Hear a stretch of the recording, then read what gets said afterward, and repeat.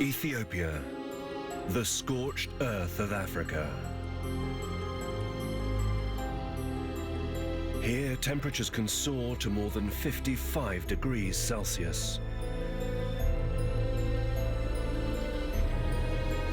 While cooler, high-altitude lakes feed some of Africa's most spectacular waterfalls.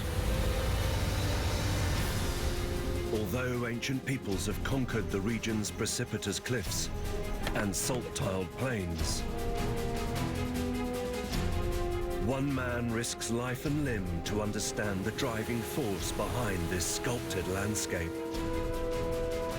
A force so immense, it continues to remold Ethiopia's land, even today.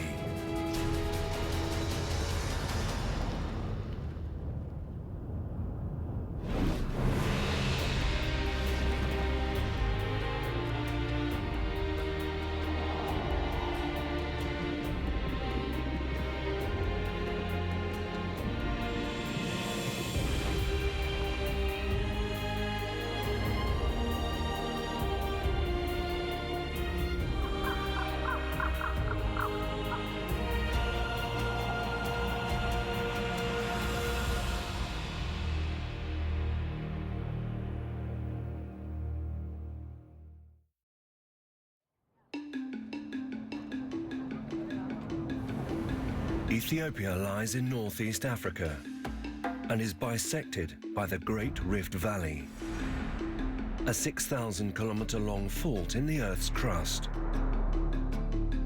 For the past 30 million years, volcanic activity along this fault has sculpted the region's diverse terrain. Good morning.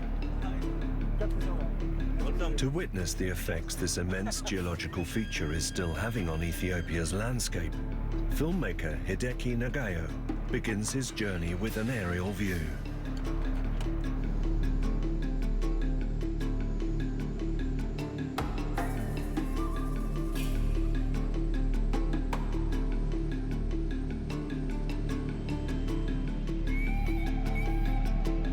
Alpine mountains standing 2,000 meters above sea level make up Ethiopia's highlands.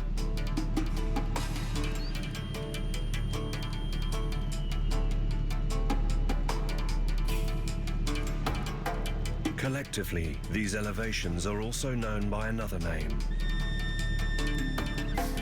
the roof of Africa.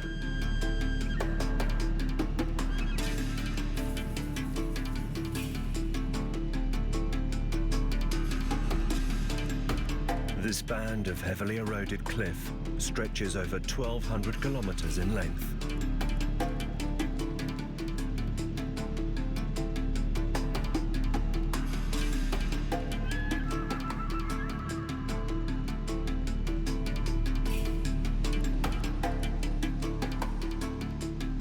Lower altitude plains reveal a vast, dry-looking desert.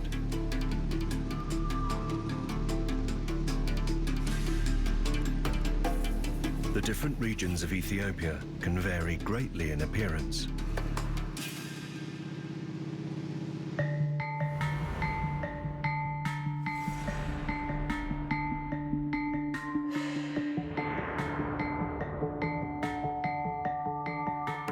To the west of the Great Rift Valley stand the high-altitude mountains.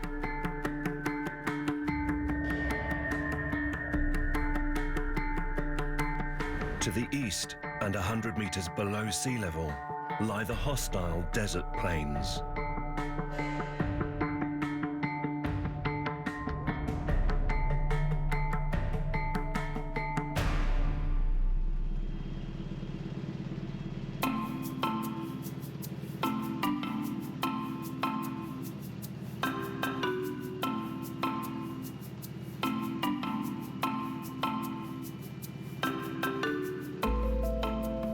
While over the highlands, Hideki spots a natural feature he's keen to investigate.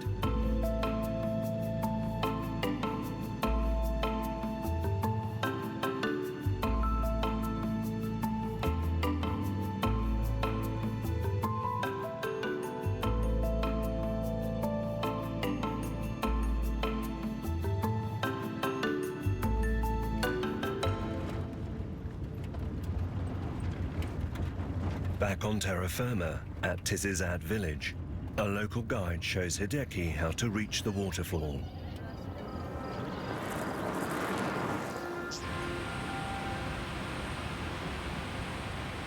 The Tizizad, or Blue Nile Falls, are the largest in Ethiopia.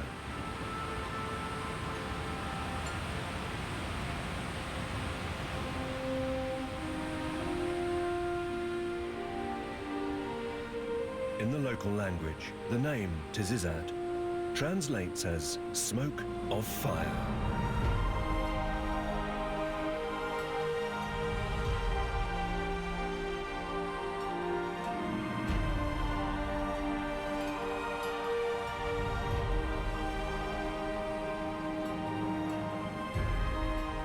During the rainy season, 8 million litres of water flow over this waterfall every second.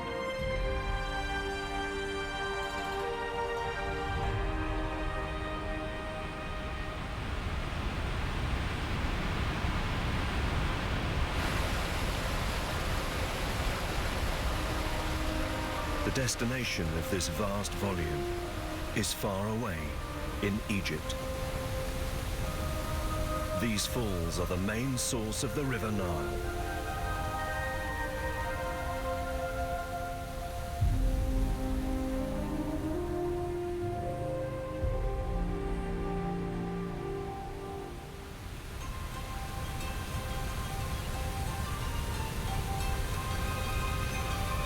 Hideki can't help but get a closer look.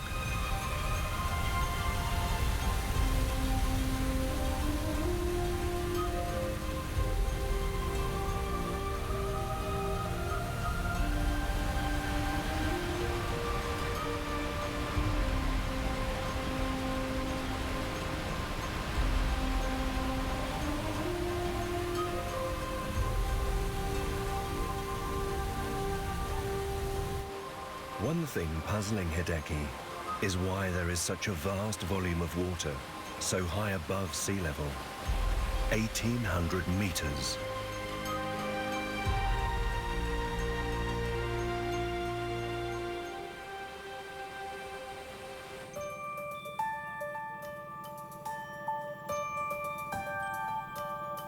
Further upstream, the answer soon becomes apparent.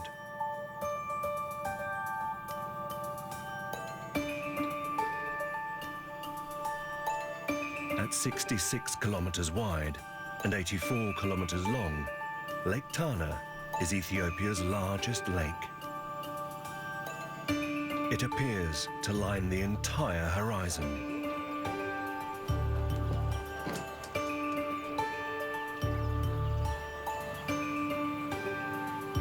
To investigate where this ocean of water originates, Hideki heads to the other side of the lake.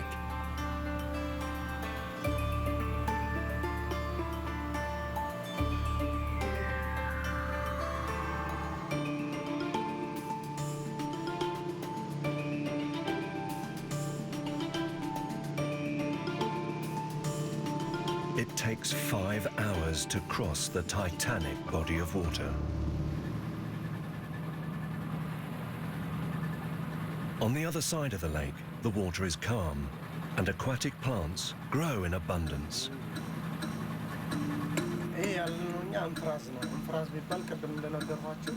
The boat's captain explains to Hideki that they've arrived at the mouth of one of the many tributaries flowing into Lake Tana. It appears the lake is surrounded by high mountains, and up to 60 different rivers flow into this bowl-shaped region.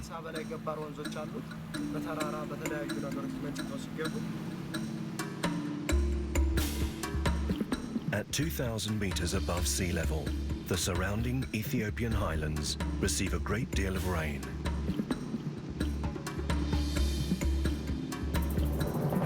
Each year, over 2,000 millimeters falls on these high-altitude peaks.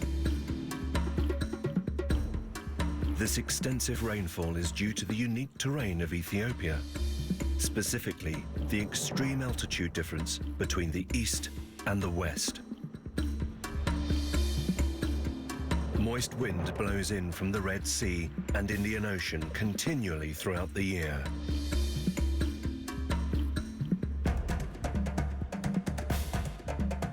This vapor is warmed as it passes over the desert. It then rises steeply, cools, and forms massive rain clouds. This rain then falls on the highlands.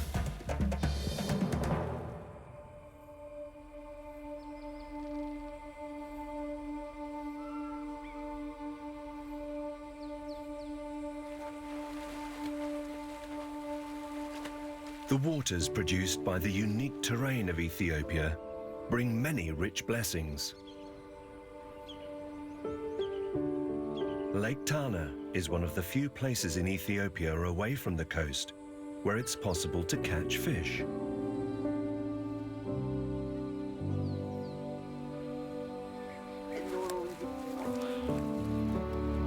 Tilapia are one of the most common species to be landed here.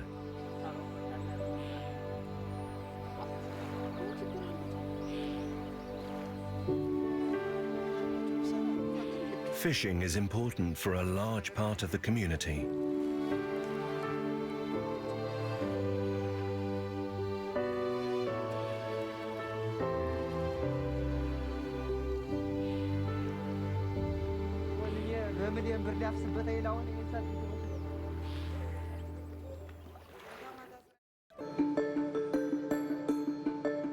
Keen to learn more about Ethiopia's mountainous range, Hideki heads to higher climbs and the deeply carved cliffs of the highlands.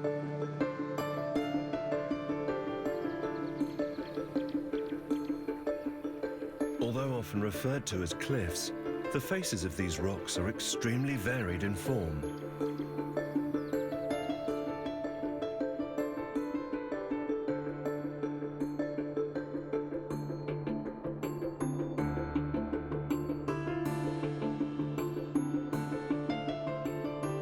To find out how and when the cliffs were formed, Hideki travels to the town of Mekele, home to geologist Solomon Gebrselassie.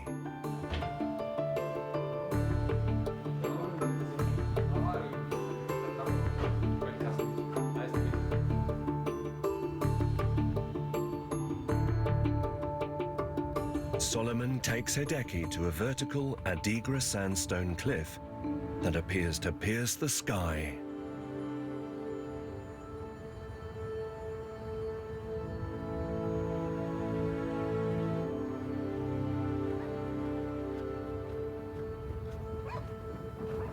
These are the sandstone, we call them Adigra sandstone. So they are hard rocks, resistant, but before 60 to 50 million years ago there was erosion, and that erosion has removed the softer material, and what we see there is the cliffs which are resistant to weathering and erosion.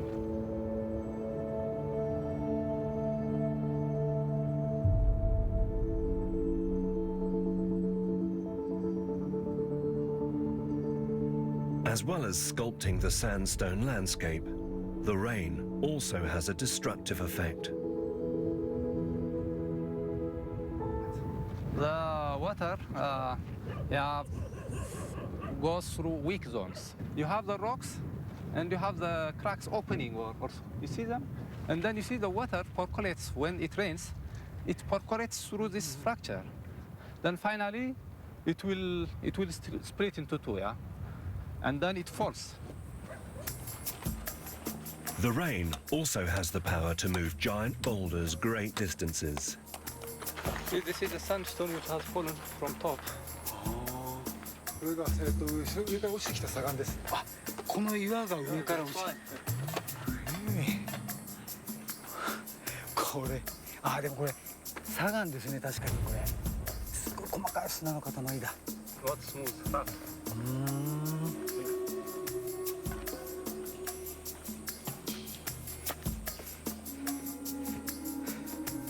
だいぶ上がってきましたよ。 Solomon leads Hideki higher up the cliff. After a 40-minute hike, The pair finally get a much-earned break 何十万年 and a close-up view of the rock fractures. 昔のそうなんですね These are the cracks. The water comes, so and it erodes. うん There was a process. Solomon points out it won't be long until these particular sections also become separated. Then comes, then this one will be fit.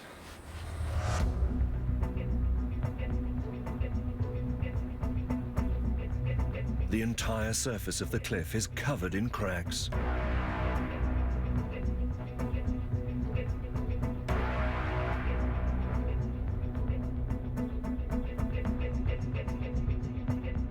It's just a matter of time until this entire range collapses too.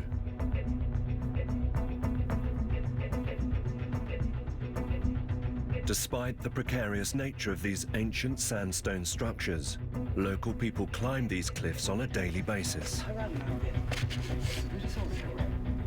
Keen to investigate, Hideki continues his ascent.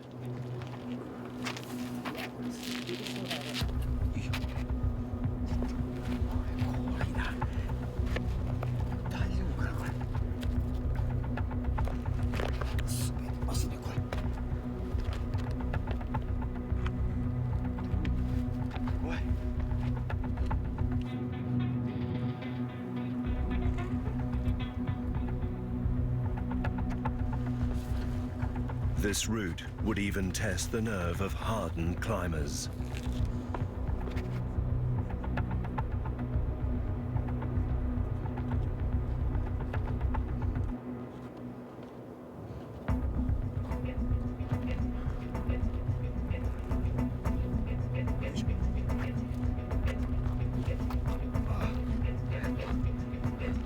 After half an hour, Hideki is forced to pause and catch his breath. 今標高がですね2138メートルちょっと息がやっぱ His altimeter shows he's already exceeded the 2,100 meter mark. 何億年も前はここが全部平らだったとそれが新種で However, if Hideki and his camera team are to climb any higher, they need some local help. This one. Right hand. Left this one. This foot. The next stage of the cliff is particularly steep, so guidance is crucial if they are to reach the top. Okay. The guide makes it look easy, but Hideki isn't used to the slippery stone footings. Yeah. Okay. Let alone the sheer drop, just a few centimeters away. And here. Right hand. This. Yes. Right hand.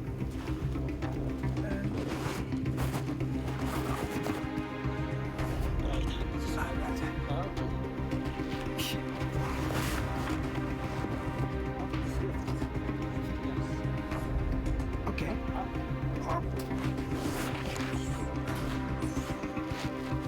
Just a moment.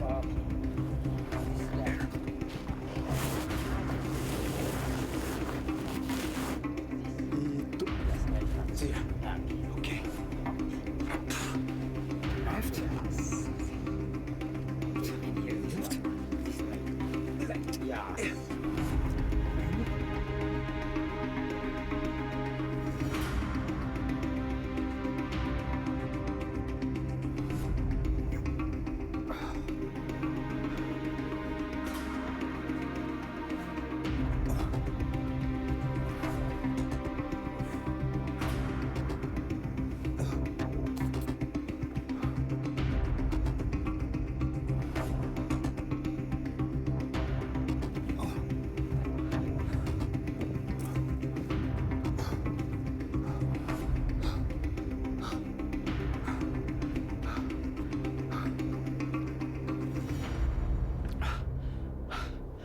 After climbing 60 meters, Hideki again pauses to catch his breath and take in the spectacular view.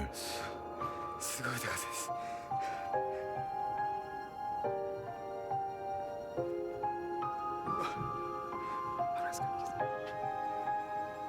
Fortunately, there's just one more section for him to negotiate.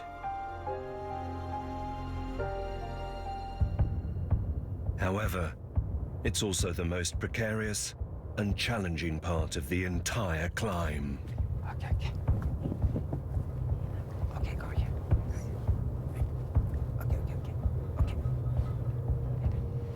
うわー下すごい。うわー。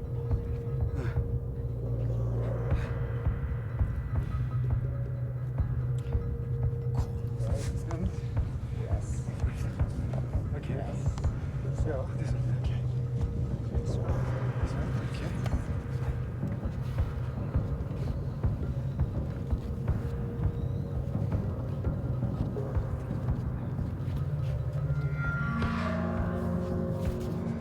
Other members of the crew can't face looking down.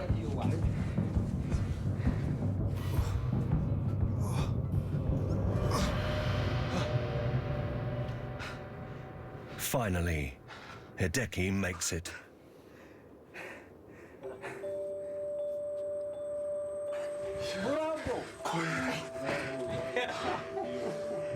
It took the crew over an hour to climb the cliff, and their brave efforts are rewarded by what they find.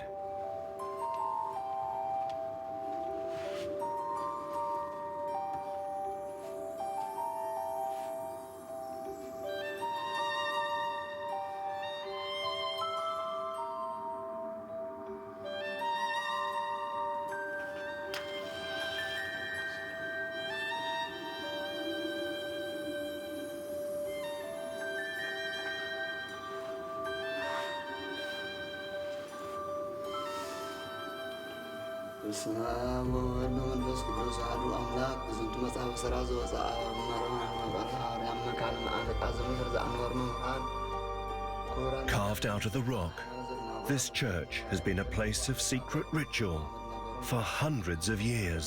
አባ አብርሃም አባ ማርቆስ አባ ማቴዎስ ጋር ያጣምራት ወመድገራቱ ዚያላ ነበረ ሰሶፎስ መጽሐፍ Ethiopian Christians created around 100 of these holy hideaways in order to escape the expansion of Islam and Judaism across Africa.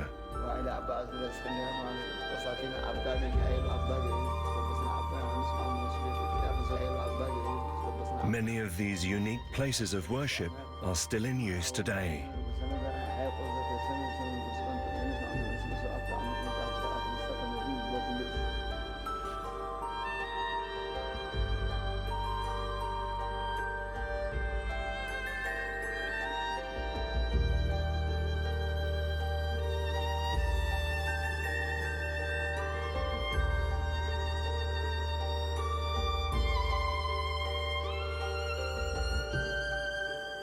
Even mothers with young babies risk scaling these heady heights in order to have their children baptized.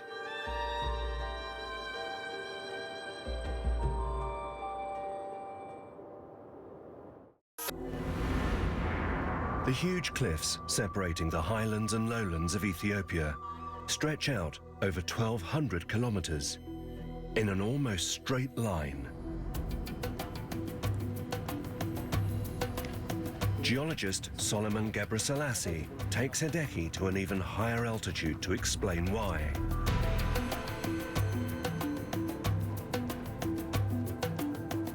The cliffs here are different to the others and are made up of pillar-shaped rocks.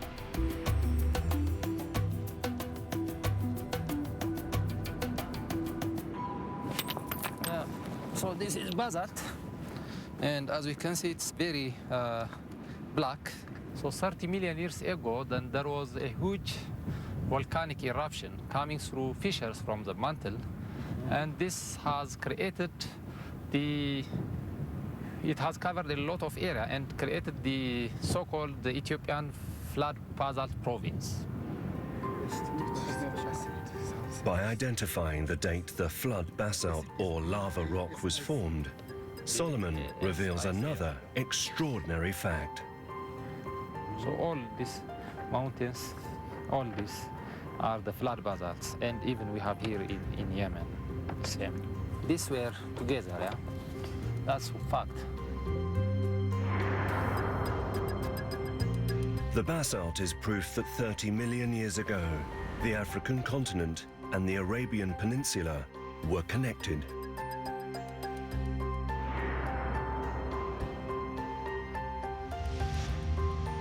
Following movement of tectonic plates, the Arabian section broke away from Africa and drifted east.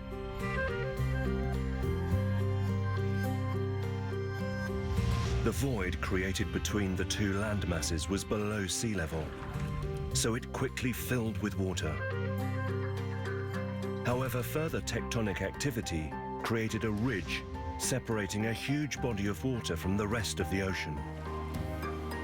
This soon evaporated, leaving a plain 100 meters below the level of the neighboring sea.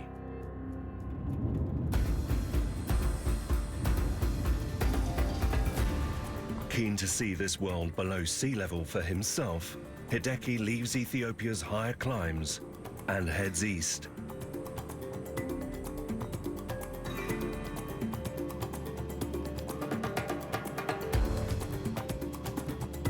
He's descending more than 2,000 meters towards the Danakil Depression, the hottest place on Earth.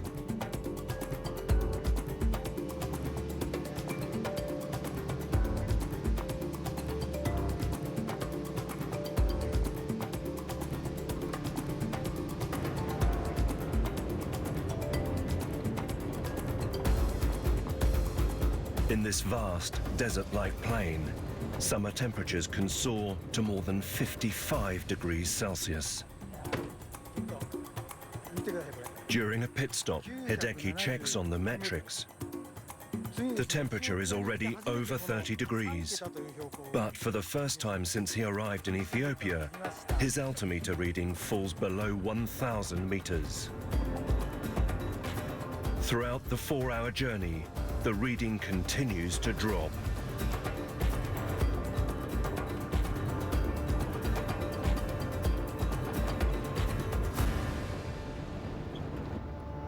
It isn't long before the team hits sea level. ゼ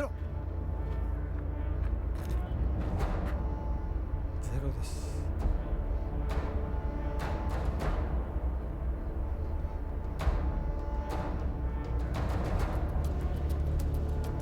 But this isn't the final reading of the day. Their journey isn't over yet.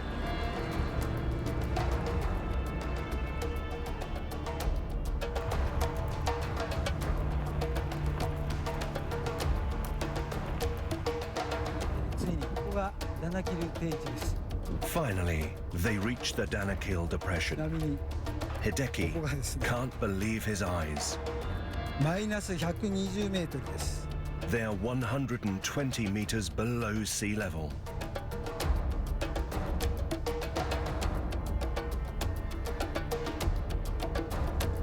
The Danakil Depression is covered in sand for as far as the eye can see. Despite it being February, the temperature is already approaching 40 degrees Celsius.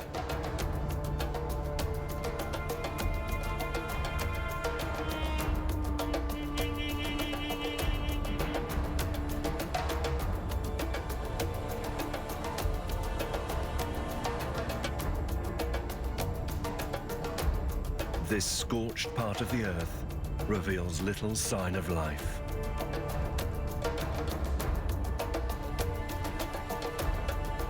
However, movement along the shimmering horizon appears to be more than just a mirage.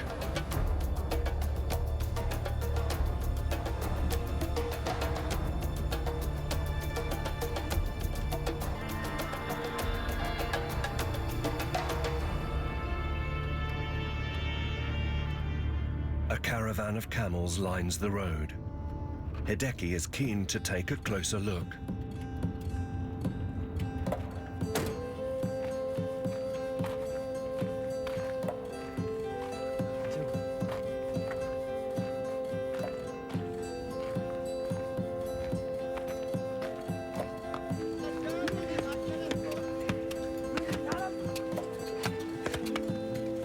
It turns out that these herders aren't just passing through the Danakil. This is their destination.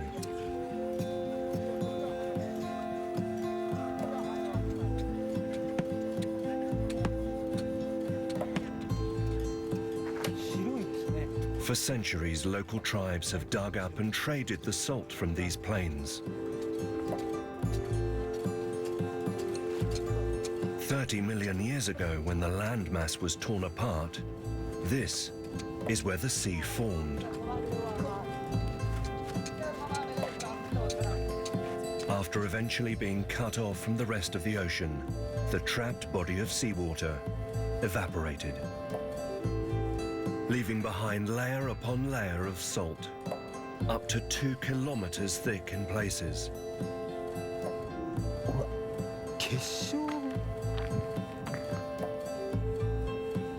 Intrigued, Hideki confirms the composition of the plains. It's definitely salty.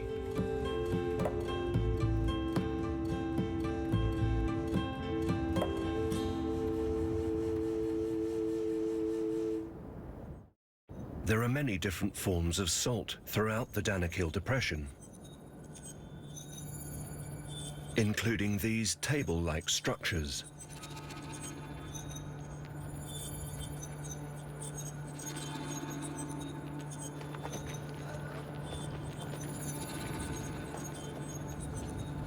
Geologist Solomon Gebrselassie refers to this region as the Salt Monument.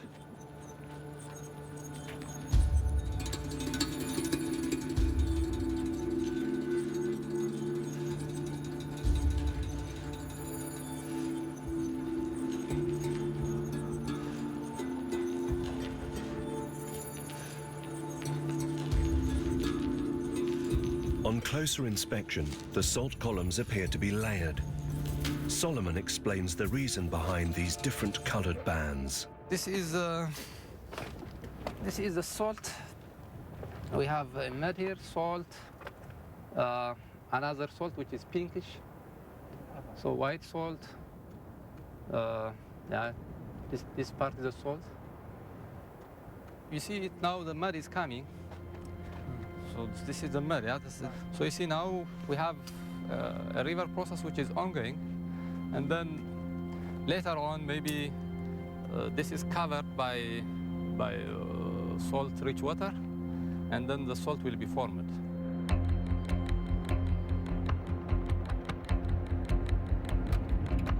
Along with vast areas layered with mud and salt, the Danakil Depression offers several other geological wonders.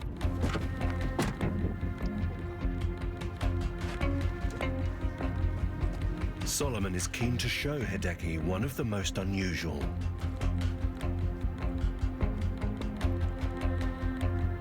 This gently sloping area is in fact part of a fully formed volcano.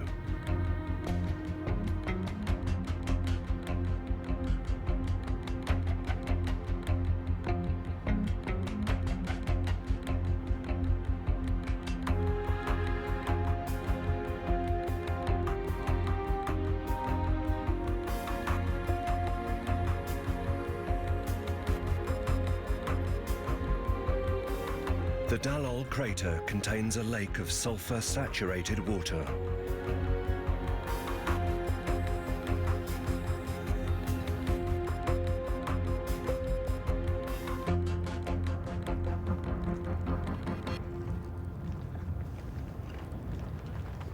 Hideki tests the temperature. It's lukewarm, around 20 degrees. 20度ってところだと思います。 However, the sulfur smell is particularly strong. なんか油っぽい匂いがします。 It's not a pure water. Yeah, see, the yellow one is a sulfur, and it has salt. It has also some metals, like I said before, like chromium and so on. Now the hot water is coming from below through the canyons and is erupting. You see over there smoke.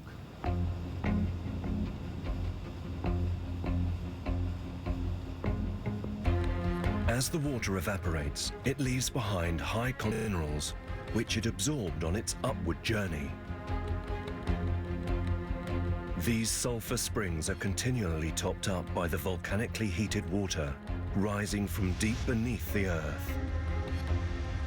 The Dalol crater landscape is also related to the movement of the Earth's crust 30 million years ago. The surface of the land left behind is far thinner than in other areas, and it lies closer to the layer of magma below.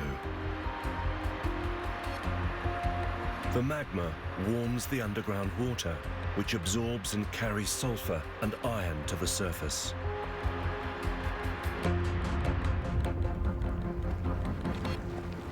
See, this is how the hot water comes.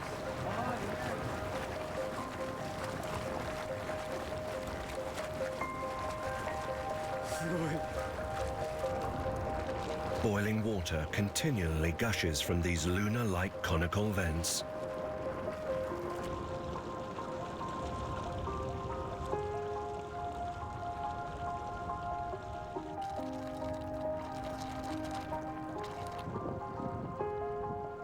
The Dalol crater provides living proof of volcanic activity beneath the surface of the ground. However, another location offers the chance to witness the power of magma firsthand.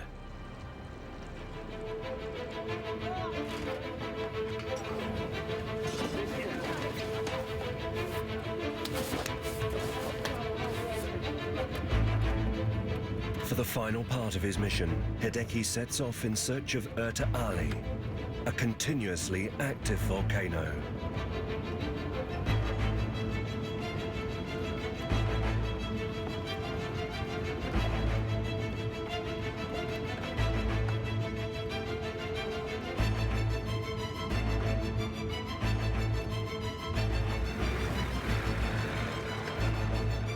Only 4x4 vehicles can attempt to navigate this challenging terrain.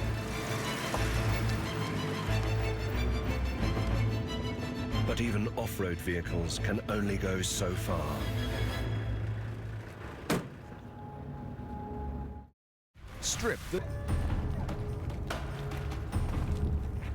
It's a 4-hour walk to reach the summit of Erta Ali, and unfortunately, there's no fixed path to get there.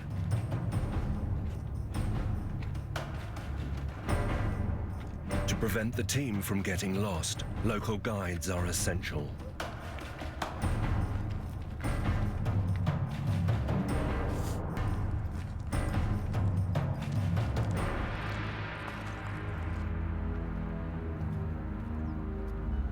Three hours in, and the pattern of lava changes. It now appears wavy.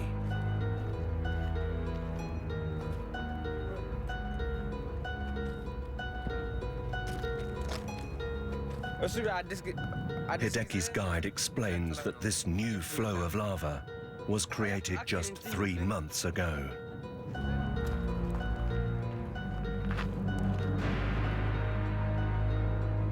Finally, Hideki makes it to the top of the volcano. Smoke billows from the surface less than 100 meters away.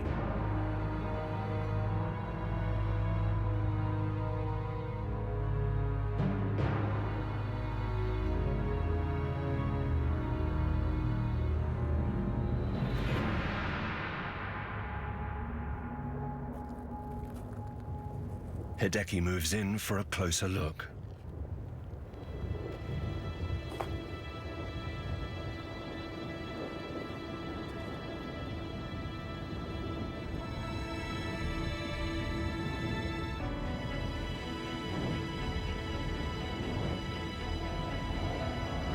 At the edge of the crater, Hideki can't believe his eyes.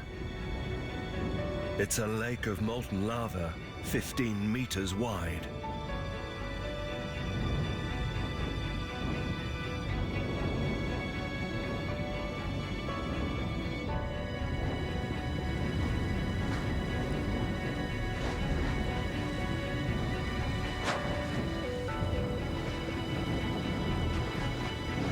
This is one of just a few permanent lava lakes in the world.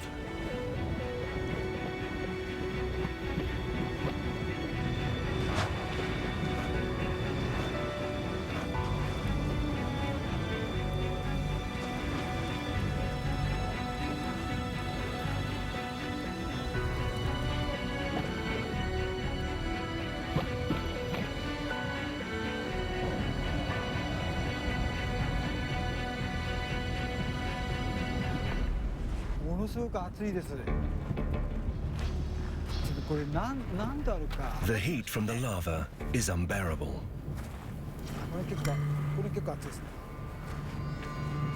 暑いです。 Hideki is keen to measure just how hot it is, but he's quickly overcome by the intense fumes. うわ、面白いこれ。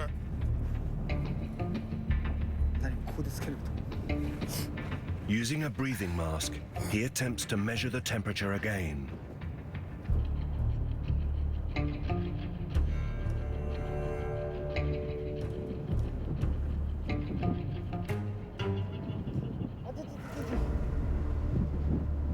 "15 seconds later, once again he's forced to retreat.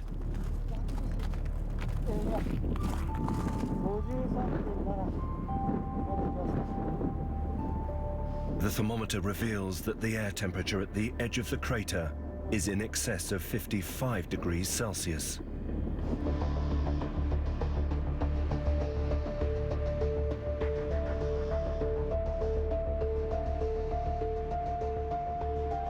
As the cooler night air draws in, Hideki gets to appreciate the true force of Erta Ali's lava lake. だいぶ。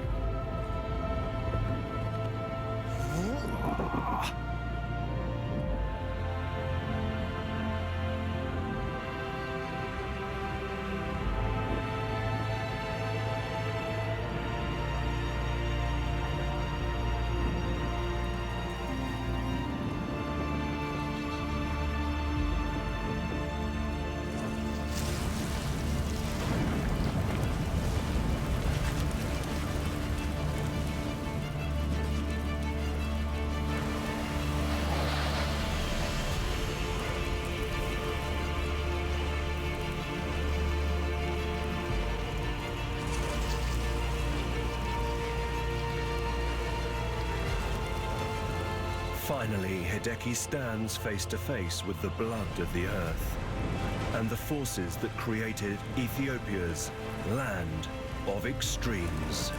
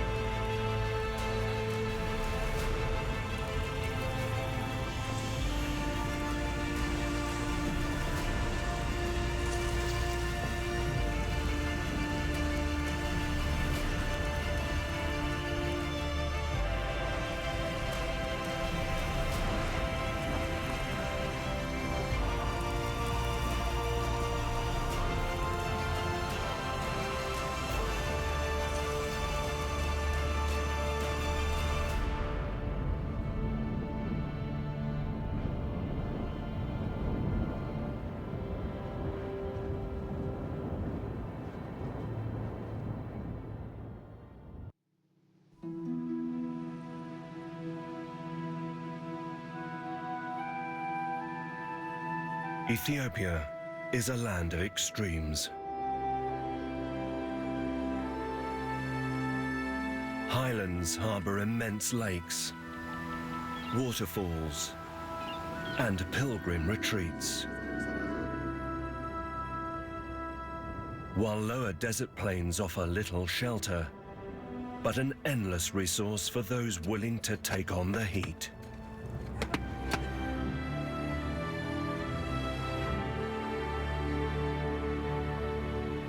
Volcanic forces driving this land continue to have an effect.